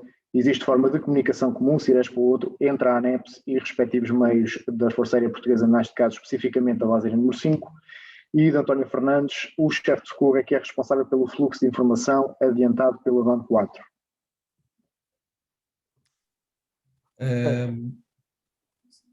Sim. Desta aqui entre os meios FAP da BA5 e a ANEPC, no nosso sistema secundário de alarme prevê-se o contacto ao 112, caso o acidente não tenha sido comunicado pelo 112, e é esse o meio de comunicação que temos. Iria só reforçar aqui que na lógica CIRESP, as Forças Armadas têm, o Exército especialmente tem rádios da rede CIRESP e, como tal, é conhecimento comum. Esses rádios têm um grupo interligado entre as várias entidades. Desconheço se a Força Aérea tem também rádios CIRESP, eu penso que não. Mas existem situações em que a ANPC tem disponibilizado, eu lembro-me agora de um protocolo estabelecido com o campo de tiro de Alcochete, em que a própria ANPC disponibilizou rádios CIRESP para utilização dentro do campo de tiro, especialmente na lógica daquilo que possam ser a intervenção em incêndios nos matos e na vegetação que exista dentro do campo de tiro. Tal como já foi informado, o canal primário aqui acabará por ser o 112, que depois fará a ligação entre a Força Aérea e o respectivo RDOS para aquilo que são a articulação dos meios e a resposta àquilo que se passa fora da lógica da área do aeródromo. Na questão do chefe de socorro, eu assumo aqui que por chefe de socorro se entenda o comandante das operações de socorro. O comandante das operações de socorro é responsável por aquilo que é a passagem de informação àquilo que é o seu nível superior, ou seja, ao CDOS, e o CDOS aí fará a ligação depois e garantirá que esse fluxo de informação continue até chegar à área respectiva, seja ele numa fase inicial ao RCC ou quando a ANPC garante já aquilo que são as operações no terreno ao próprio CODIS, que terá aí a responsabilidade da coordenação das operações. Acaba por ser responsável na primeira perna do circuito, mas temos que ver isto como um sistema que vai passando por várias etapas e acaba sempre por ser subsidiário. Ele será responsável pela primeira parte, mas haverá outras partes do sistema que farão com que este fluxo de informação continue. Muito bem. Peço desculpa só, se me permitirem, o chefe de socorro foi o termo que eu utilizei porque o Sr. Capitão Piloto deu esse nome, denominação, portanto será a equipa que ocorre o acidente militar, que tem a ver com este tipo de simulacro que vamos fazer. A minha questão é se essa entidade é que vai fazer toda esta ligação e todo este fluxo de informação. Não tem a ver com o COS, tem a ver com esse chefe de socorro. O chefe de socorro é o nome que nós damos ao comandante da ação direta de salvamento e combate a incêndios.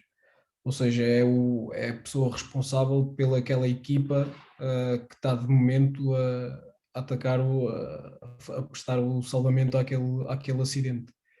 A integração dele noutras forças, honestamente desconheço. O que nós temos nos nossos manuais é esse chefe de socorro é o responsável por todo o fluxo de informação e comando dentro da equipa criada pelos meios da Força Aérea. Honestamente desconheço a interação que há de ter com outras entidades. Muito bem, depois podemos explorar isso, mas é evidente que o sistema de gestão de operações, e sendo fora da aeródromo, sobrepõe-se, vamos chamar assim, e está perfeitamente claro quem é que assume o comando das operações a qualquer momento. Portanto, estamos a falar de uma intervenção específica de uma equipa da FAP, fora da aeródromo, e em que o comandante de operações de socorro, lá está como praticamente, e agora vou partilhar aqui 60% dos presentes neste webinar, vem de Corpos de Bombeiros e de outros agentes de proteção civil, está perfeitamente definido. Agora, é uma questão relevante, e permita-me agora, em jeito de comentário, também será para isso que irá servir precisamente o exercício que vamos promover para melhorar esta articulação, não obstante o que está definido no âmbito do CIOPS e do Sistema de Gestão de Operações. Eu queria só pedir-vos o seguinte, antes de avançar com mais questões, e não querendo condicionar as vossas dúvidas e aquilo que quiserem colocar aos nossos dois oradores, e não só, mas pedia-vos que por enquanto não colocassem mais questões no chat, porque ainda não esclarecemos estas e vocês estão muito dinâmicos, o que me apraz relevar, mas dê-nos um bocadinho só para despacharmos estas, salvo seja, e depois então colocarmos novas questões. Prosseguindo aqui com as questões que já tínhamos colocado, e agora, durante a apresentação do nosso capitão, daqui do usuário Zoom não estava identificado, hidrazina, que quantidades falamos? Paulo Reis, qual a abordagem a uma aeronave que sofreu uma queda e está em chamas e qual o agente extintor a utilizar? E de António Fernandes, quais as zonas mais prováveis de acidente nas imediações da BA5? E isto considerando o histórico de acidentes que já tivemos nesta mesma base. Meu capitão. Okay, em relação à hidrazina, o tanque de hidrazina tem uma capacidade de cerca de 25 litros, sendo que a hidrazina não é pura, ou seja, é uma mistura de 30% água com 70% hidrazina. Mas são cerca de 25 litros dessa mistura. Qual a abordagem a uma aeronave que sofreu uma queda e está em chamas? Em relação a agentes extintores, vou ser muito honesto, não é a minha especialidade, mas sei que há aqui pessoas a assistir ao webinar, pessoas da FAP que têm este conhecimento, e peço-lhes que respondam no chat a este agente extintor a usar. As zonas mais prováveis de acidente na imediação da BA5 é a final e a saída da BA5. Portanto, eu diria que é ali num cone de mais ou menos 15 graus entre a final das pistas para norte e para sul, até 5 milhas, diria eu. Muito bem, antes de avançar para próximas questões e atendendo aqui ao apelo do capitão, uma vez que há aqui elementos precisamente dos OPSAs que foram colocando aqui algumas informações, eu aproveito, está aqui uma do Sargento-Chefe Abreu, que aproveito para cumprimentar. O escomifro utilizado é precisamente A3F, como foi referido há bocado, numa concentração de 3%, portanto isto não é desconhecido para a maioria dos que aqui estão, é no fundo também o mesmo escomífero que é utilizado na grande maioria das operações quando há aplicação de espuma. Aqui há referência aos 3%, que acaba por ser uma diferença, digamos assim, em termos de gestão de algumas intervenções que temos no âmbito da proteção e socorro. Continuando aqui, temos outra questão do Fábio Caria. A Força Aérea tem tempo determinado para a saída da coluna militar para o local de sinistro ou sai após a reunião de todos os meios? E do Carlos, que não me aparece o apelido, em caso de incêndio, qual a possibilidade de explosão de armamento por simpatia? Não há tempo determinado para a saída de coluna militar. Temos na nossa literatura é assim que possível. O assim que possível, eu diria que não mais do que depois de recebermos o alerta, não mais do que num dia normal, 10, 15 minutos, até a coluna militar está pronta para avançar. Na BA5, como temos o alerta da defesa aérea, normalmente temos todos os meios em alta prontidão, por isso rapidamente conseguimos ter a coluna pronta para avançar para o terreno. A possibilidade de explosão de armamento por simpatia existe, e daí na equipa multidisciplinar que avança para o combate ao sinistro, termos uma equipa de armamento. Se o fogo for de tal ordem que consegue penetrar a cápsula, o invólucro do armamento, há essa possibilidade. Muito bem. O Hernani Batista coloca a seguinte questão: na queda de um F-16, caso não haja incêndio do mesmo, mas com derrame de hidrazina, qual o procedimento? Pois sendo um produto mau para a saúde, como agir caso haja armamento? E depois, do Oliveira, dos Chapadores de Leiria, em caso de ocorrência de uma queda especificamente do F-16 ou outra nave militar, a BA5 é autónoma no socorro? Caso não haja incêndio, aquele quarto passo que eu falei de combate a incêndio e salvamento não vai ser feito. Logo a seguir, a equipa de hidrazina que vai fazer a análise se há contaminação e derrame de hidrazina. Depois de ser determinado se há derrame e contaminação por hidrazina, é estabelecido um perímetro de segurança da responsabilidade da equipa de hidrazina, e só a partir da descontaminação estar feita é que se pode proceder para o armamento. Isto porquê? Porque o cordão de segurança para prevenir a contaminação de hidrazina também previne caso haja explosão de qualquer tipo de armamento. Só depois da área estar descontaminada é que as equipas de armamento conseguem fazer o trabalho de desarmar munições ou porem munições em segurança. Muito bem, eu vou colocar mais uma questão e depois iria dar a palavra aqui ao Rui Faria. Filipe Rodrigues, essa equipa vai a todas as zonas do nosso país. Esta equipa foi durante a sua apresentação, meu capitão, portanto, parte do princípio que tem a ver depois já com a questão da investigação e não só, e até da própria intervenção em armamento. Dependendo do sítio do país, há de demorar mais ou menos tempo a uma equipa dessas a chegar, mas em qualquer sinistro com o F-16, essa equipa há de ser ativada e há de prosseguir para o local do acidente por via terrestre. Estamos a contemplar neste momento a possibilidade de uma equipa dessas se deslocar ao acidente por via aérea. Muito bem. Enquanto capto aqui as outras questões que estão no chat, iria então dar a palavra aqui ao Rui Faria, que já deve estar cansado, tem-me levantado há tanto tempo. Caro Rui, força. Boa noite. Desde já queria, e algumas questões já foram aqui respondidas. Penso que estão-me a ouvir, estás-me a ouvir? Perfeitamente, força. Ok. E já me vi à mão, realmente, mas algumas questões já foram respondidas. Sendo que, e esta é a minha pergunta, e mais que uma pergunta, até porque eu tenho alguma experiência, 3 anos da Força Aérea como OPSAS, o que me levou também a assistir a este webinar. Mas a minha questão tende a DON 4, ir aquilo que é os conceitos e os procedimentos, aquilo que respeita, e mais uma vez ficou aqui também, penso, explanado aquilo que é a falta de interação e daquilo que é do conhecimento do CIOPS, de algumas entidades, do que os leva na coordenação e naquilo que é a nossa atuação fora da pista. Mas eu tinha aqui uma pergunta, uma questão aqui para o Sr. Capitão, que é o facto de, podendo, e o histórico que há dos vários acidentes que houve com os F-16, penso que já se falou aí, 2002, na pista, em 2008, no Pinhal, a 600 metros da pista, mas podendo o facto de assistir, poder acontecer um acidente noutra localidade fora das 8 milhas, eu acho que é importante nós referirmos aqui, e penso, e falou aqui 2 pormenores. Um deles é o não salvamento se não houver injeção controlada. Isto penso que tem a ver com o risco da intervenção das equipas de socorro, de bombeiros, que serão os primeiros a intervir, da injeção não ser controlada.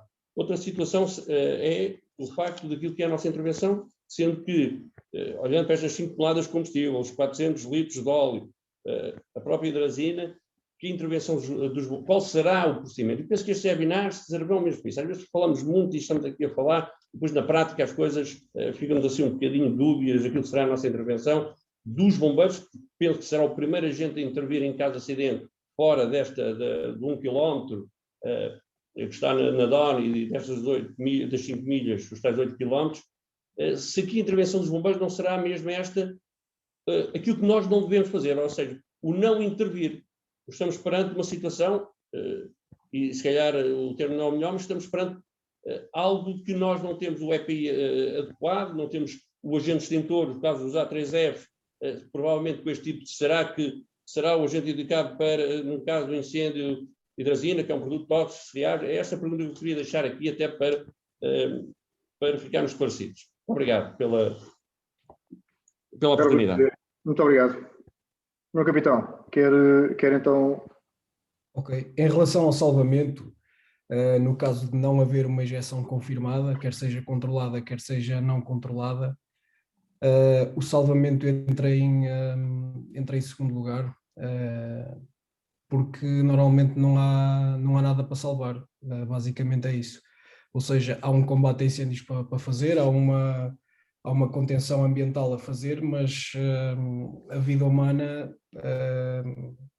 100% das vezes não vai ser salva, porque não há nada para salvar nesse caso. Em relação ao procedimento com bombeiros civis fora da área do aeródromo, está na agenda da Força Aérea, mais uma vez, não pela base aérea número 5, mas sim pela Inspeção-Geral da Força Aérea, ações de formação pelas várias áreas onde nós normalmente treinamos e voamos, para dar conhecimento disso mesmo, dos perigos associados ao armamento, à hidrazina e quais os procedimentos a ter. Eu concordo a 100% que na maior parte das vezes a ação apropriada é uma ação de contenção e não uma ação de salvamento por falta de equipamento de proteção individual adequado à situação. Muito bem. Caro Alexandre Penha. Obrigado, capitão. Algum complemento? Não, eu acho que, como em todas as situações em que os bombeiros estão envolvidos, vale a velha regra, que salvador morto não faz salvado. Portanto, a opção aqui mesmo, não havendo vidas em risco, não havendo vidas em perigo, é prevalecer com aquilo que é a segurança dos operacionais e fazer uma defesa perimétrica até haver condições para poder abordar a zona onde se encontra o destroço. Muito bem. Nós tínhamos aqui, e para finalizarmos, relativamente às questões que foram colocadas, eu partilhar novamente o meu ecrã e, não obstante eventualmente haver mais alguma questão, iríamos cingir-nos a estas e depois no fim iria pedir-vos para colocarem mais alguma questão que entendam. Estas aqui eu não identifiquei a quem são dirigidas, uma vez que elas estavam e foram sendo colocadas no chat. Relativamente aqui ao Jorge Novo, contaminação por óleo pode existir, e do Nuno Sacramento, após o incidente com hidrazina numa zona urbana, exemplo Alverca do Ribatejo, tem bombeiros privativos não militares e bombeiros voluntários com formação, podem intervir no TA, pois têm formação, mas não podem utilizar, pois não refere o quê. Esta primeira, meu capitão, contaminação por óleo pode existir, e depois relativamente à outra, peço que responda, sendo certo que aqui o Alexandre Penha poderá também complementar. A contaminação por óleo pode existir.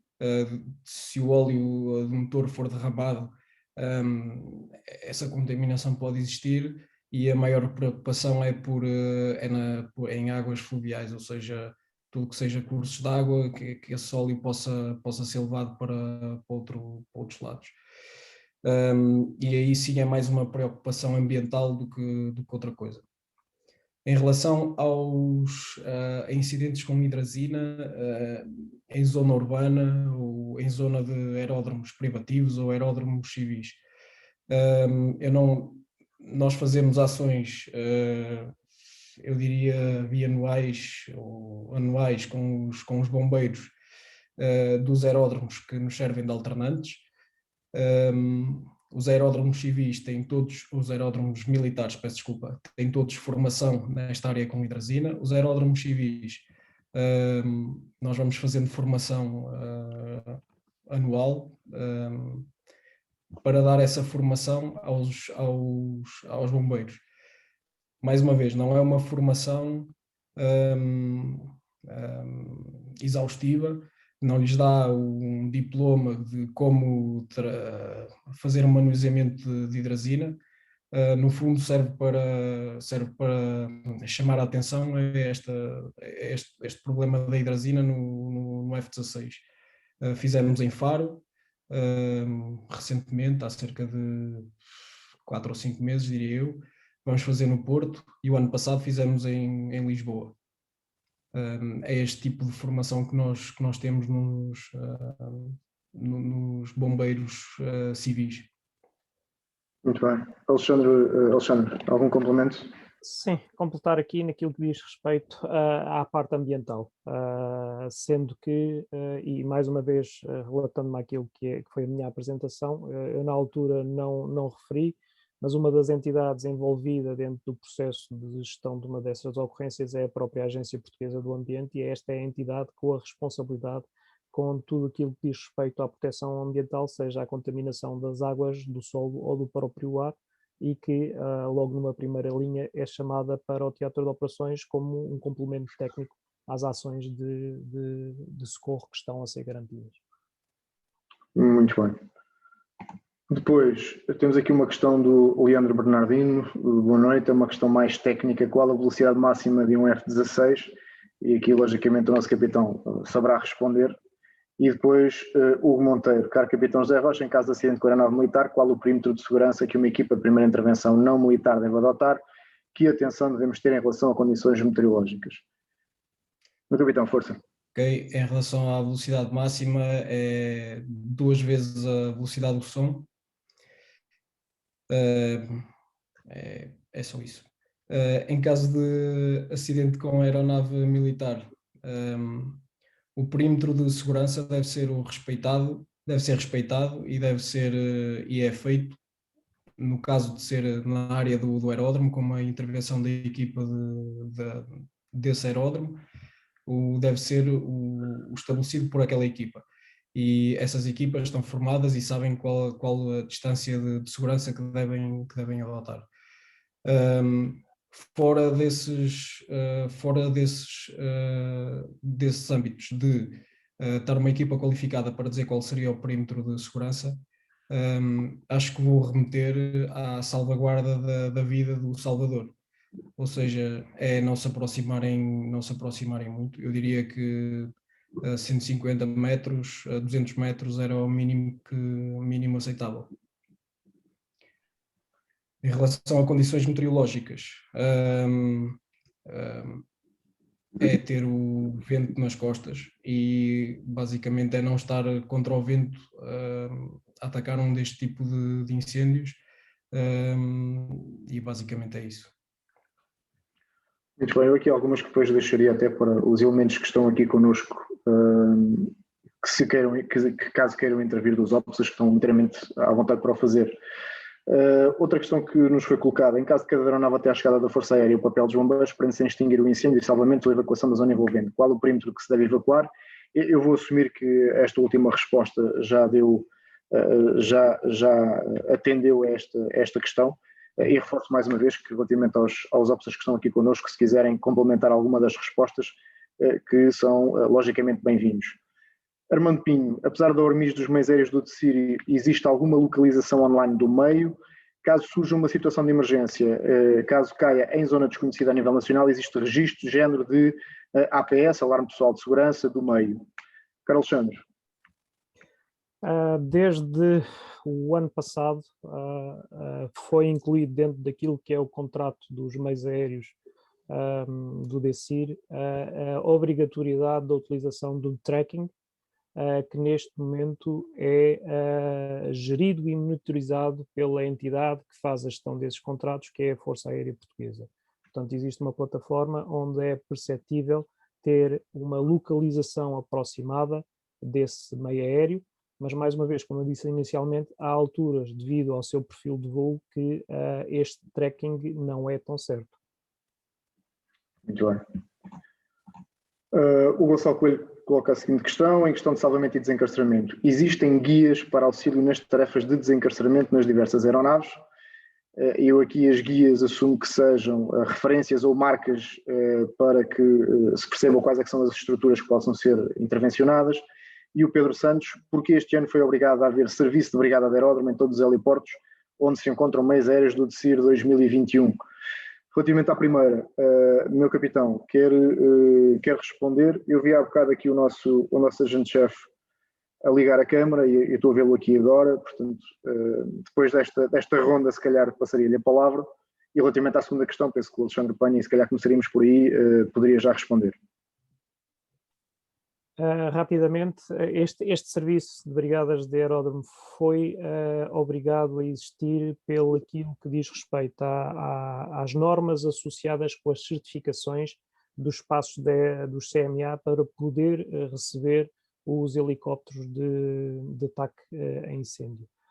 Foi algo que se tentou negociar com a ANAC de maneira a haver algum tempo para se poder haver a preparação desta capacidade, assumindo todos os constrangimentos que temos neste momento, seja de meios humanos, seja até da formação desses próprios meios humanos, mas houve uma posição intransigente da entidade que tem a responsabilidade na certificação dos aeródromos e aí a necessidade de haver o cumprimento deste desígnio. Esta foi a razão da implementação destes serviços. Muito bem. Se não levarem a mal, eu antecipo já a próxima pergunta, que é a questão da formação. Se existe formação específica para estas brigadas de aeródromo, e existindo, como é que ela está a ser realizada? Eu sei a resposta, mas como é evidente, acho que faz sentido já avançarmos para esta. Alexandre, por favor. Sim, a questão toda é que isto prendeu-se com o pouco tempo de preparação que tivemos para responder à intenção da própria ANAC. Portanto, o que está a ser preparado neste momento a nível da Escola Nacional de Bombeiros é conseguir-se levar a cabo várias ações de formação para poder ser garantida essa formação em tempo oportuno. Mas, como nós sabemos, acabamos por ter uma limitação no número de formadores qualificados para dar essa formação, portanto, é algo que vai se desenvolver, mas ainda não temos um tempo de término para que todos possam ter a formação adequada. Muito bem. Obrigado. Meu capitão, se concordar, eu agora passaria a palavra aqui ao Sargento-Chefe Abreu, talvez ele possa responder já diretamente à primeira questão, e eu, não querendo abusar, mas abusando, voltaria a colocar a questão de qual a distância mínima em termos de perímetro de segurança, e isso é o que muitos dos participantes querem saber certamente, e depois, porque voltaram a insistir aqui no chat, se os meios da BA5 têm capacidade de resposta para um acidente fora de aeródromo, ou se há necessidade, sempre que haja um acidente fora de aeródromo, de haver um complemento em termos de recursos de outros agentes de proteção civil. Boa noite a todos. Queria começar por agradecer o convite que nos foi proposto e deixar uma palavra de apreço pela iniciativa que vocês tiveram a trazer esta temática aqui junto de nós.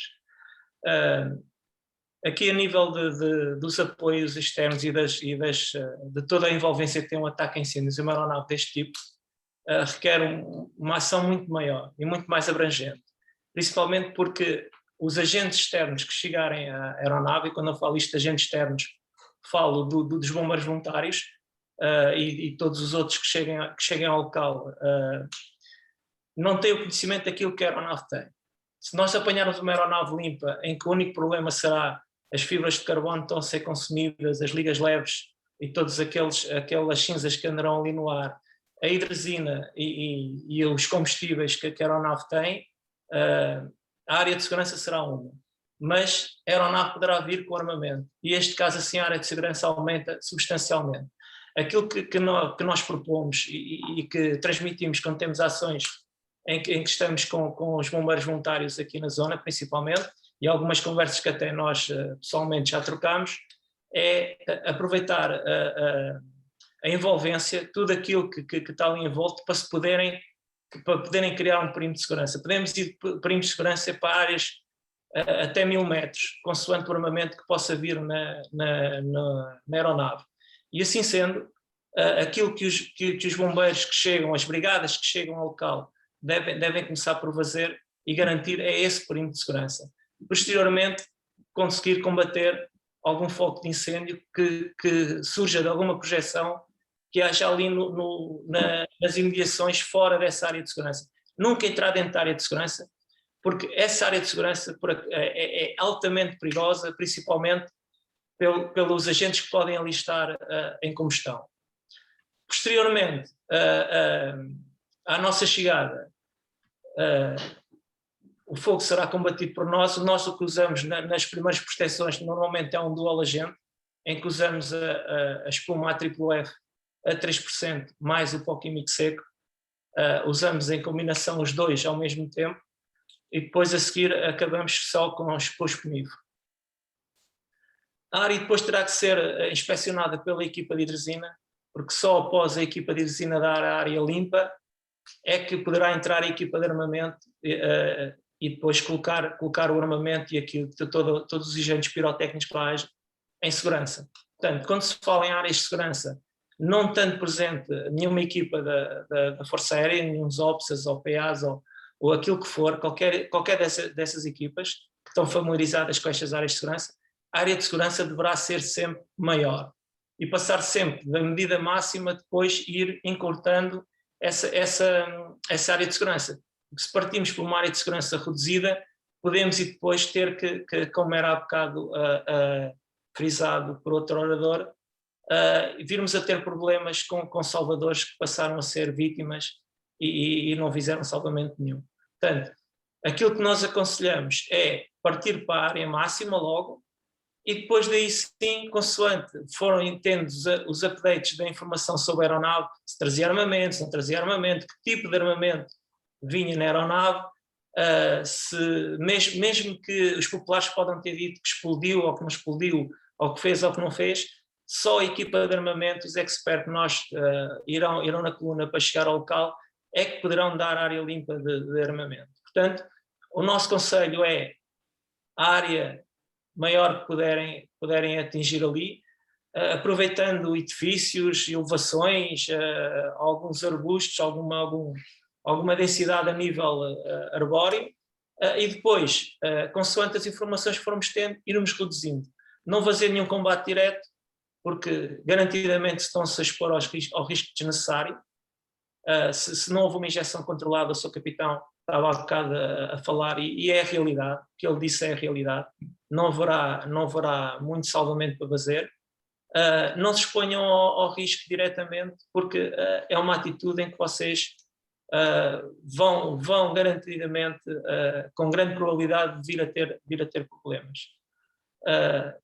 Como eu dizia há bocado, é partir sempre do mais para o menos e não termos que reorganizar ao contrário.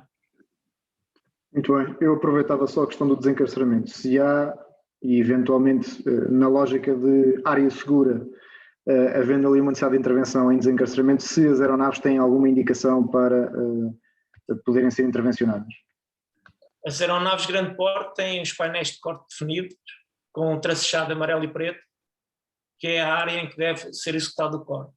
Mas volto a frisar, não se aproximem se não tiverem conhecimento de causa do que se está ali a passar.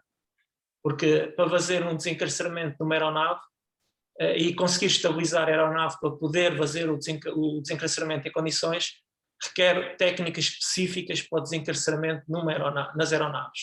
Portanto, não é similar, mas não é o mesmo do que num veículo em que nós temos a situação minimamente controlada. O cortar um tubo que tenha mexido e que nós não saibamos a identificação da identificação que tem na tubagem, não sabemos o que é que aquela tubagem serve, ou o que é que lá leva. Um simples corte pode levar a um escalar de situações que vão ser garantidamente descontroladas e provocar tanto aumentar os danos materiais como vítimas e depois no local. Muito bem. Meu caro, não sendo orador, mas tendo acrescentado valor, o meu agradecimento e veremos se não há aqui mais nenhuma questão que possa contribuir. Seguindo aqui nas questões, e até porque já estamos para lá da nossa hora, esta questão foi aquela que antecipei, portanto, como e quando poderá ser assegurada esta formação específica que o Adjunto Nacional já respondeu há pouco. Depois o Gonçalo Coelho, é possível através do CDOS desbloquear após a mais recente atualização os canais para comunicações entre os diversos intervenientes dos agentes de proteção civil, assumo que estejamos a falar especificamente do Ciresp. Carlos Alexandre. Antes de mais, na programação de todos os rádios existe um canal que é comum a todas as organizações no âmbito da proteção civil para que possa ser feita a devida comunicação. Por outro lado, e decorrendo daquilo que é a organização do próprio Ciresp em grupos de segurança, a interligação, ou seja, os patches feitos entre entidades diferentes ou entidades pertencentes a grupos de segurança diferentes, é feita apenas através do Centro Operacional de Gestão da Rede Ciresp, o COG Ciresp, situado no Tagus Parque, mas pode ser solicitado via CDOS para que isso aconteça e que seja feita essa interligação. Muito bem. Eu iria só colocar uma última questão que apareceu agora aqui no chat e iria fechar o nosso debate, dado que já estamos próximo das 23 horas. Esta questão, e não vou projetá-la agora porque ela foi agora aqui colocada, iria passar a ler, foi exposto que a Força Aérea será responsável pelos meios aéreos do DECIR. O que está a ser imposto? Existe algum oficial de ligação em cada CDOS, sendo estes responsáveis pelo acionamento dos meios aéreos em ataque inicial? Alexandre, força.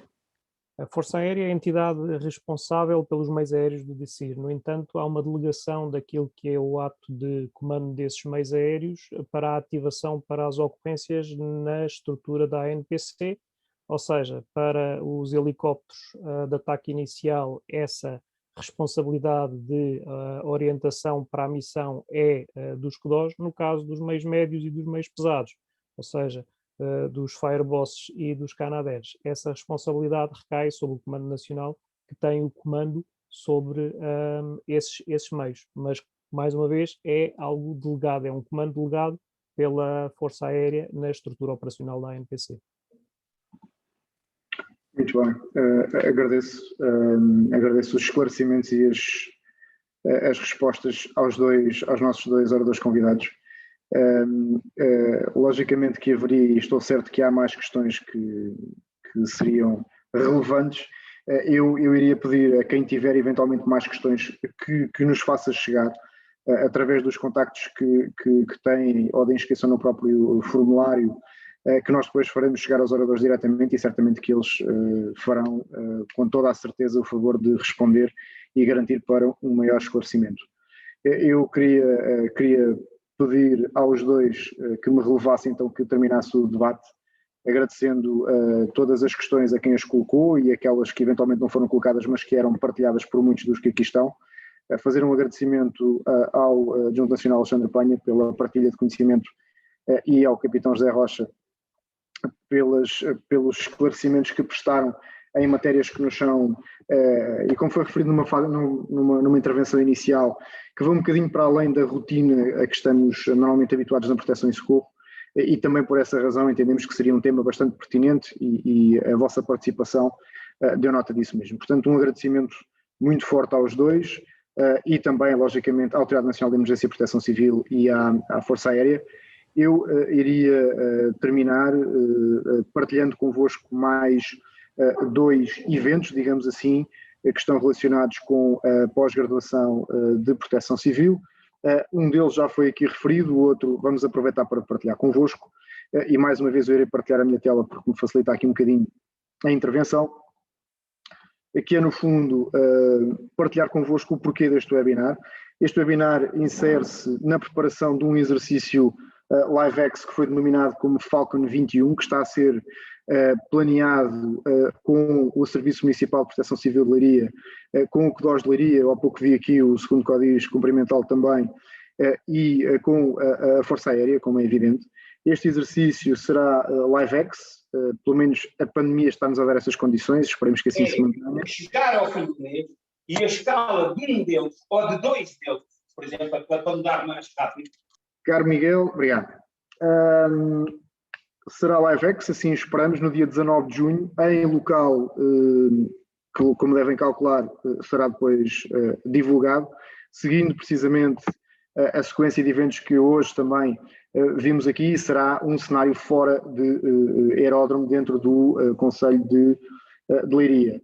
Não vos vou convidar a todos, com muita pena minha, noutras circunstâncias era isso que faríamos, mas teremos o cuidado depois de partilhar a informação relativamente ao exercício, ao relatório, às aprendizagens que tivemos, uma vez que, como ficou muito claro, a DON apenas verte os procedimentos de coordenação e, como todos percebemos, a informação, a gestão de informação é absolutamente crucial para uma intervenção segura de todos os intervenientes. Por último, partilhar convosco ainda o nosso próximo evento, será no dia 7 de junho e que logicamente será depois divulgado oportunamente. Tivemos a oportunidade de estabelecer estes contactos com camaradas brasileiros e convidámos-los para explorarem e partilharem connosco dois cenários distintos. Um primeiro do desabamento do edifício Andreas em Fortaleza, em 2019, pelo Tenente-Coronel Jecton Oliveira de João Mas do Ceará, e depois o rompimento da barragem de mineração em Brumadinho, em 2019, também muito mediatizado pelo Tenente-Coronel Anderson Passos, da Academia de Bombeiros Militares de Minas Gerais. Portanto, será mais uma oportunidade de aprendizagem e de partilha e que nós disponibilizamos para os alunos da pós-graduação, mas que entendemos abrir a toda a comunidade académica e não só, uma vez que são temas extremamente importantes e relevantes e que depois, logicamente, esperemos contar também com a vossa participação e presença. De resto, doutora Paula Figueiredo, não sei se quer encerrar ou dar mais alguma nota. Não, agradecer só a participação de todos e também a moderação do Luís e esperar-vos no próximo evento que vamos fazer, que seja também rico em termos de conhecimento e de partilha de informação, que é o que nós precisamos. E uma boa noite a todos. Muito obrigado a todos e boa noite. Boa noite, obrigado. Boa noite. Muito obrigado. Boa noite a todos, obrigado. Boa noite. Boa noite. Boa noite. Boa noite a todos. Luís, gostei de te ver na Marinha Grande, pá. Passaste por mim e nem disseste nada lá no incêndio. Boa noite. E resto bom serviço para quem está de serviço e bom descanso. Obrigado, igualmente. Boa noite.